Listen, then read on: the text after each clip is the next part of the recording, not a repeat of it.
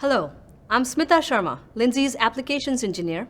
And I'm Laura Heisinga, Lindsay's Road Zipper Technical Sales Manager. Today, we'll talk about reimagining safety and mobility for interstate work zones.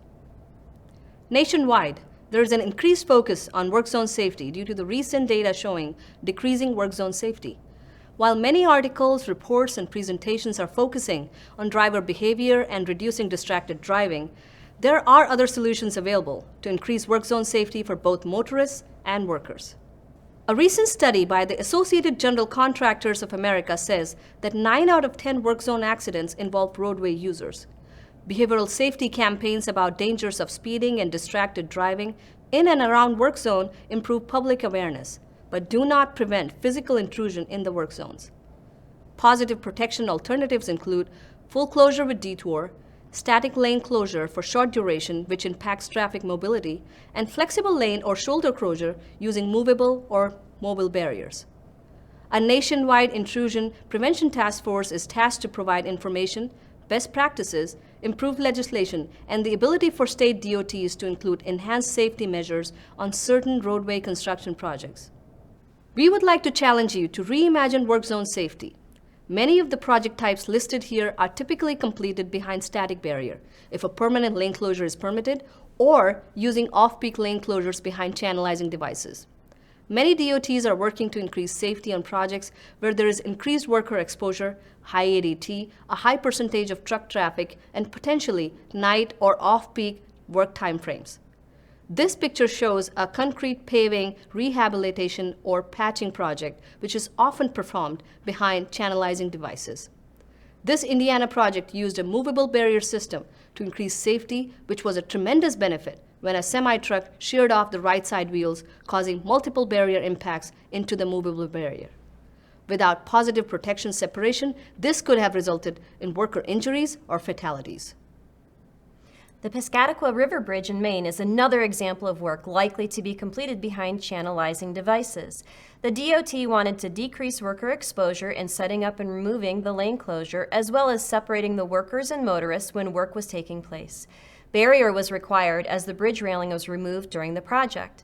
Without flexible positive protection, the static barrier would be positioned on the shoulder with a non-peak channelizing device lane closure. Such workspace is constrained and non-productive with safety concerns due to lack of an escape route. Flexible positive protection provides additional safety compared to channelizing device lane closures, while allowing a non-peak nightly lane closure. Additional benefits include reduced risk of traffic queues during peak travel times and potentially providing increased workspace when needed. Flexible barriers provide maintenance of traffic options for accelerated construction projects, reducing project staging and duration, as well as lowering user delay costs. The Road Zipper movable barrier system consists of unanchored 18-inch wide, 1 meter long, 32-inch tall barriers. The barriers are tested and meet the requirements of NCHRP 350 Test Level 3 and Test Level 4 and MASH Test Level 3.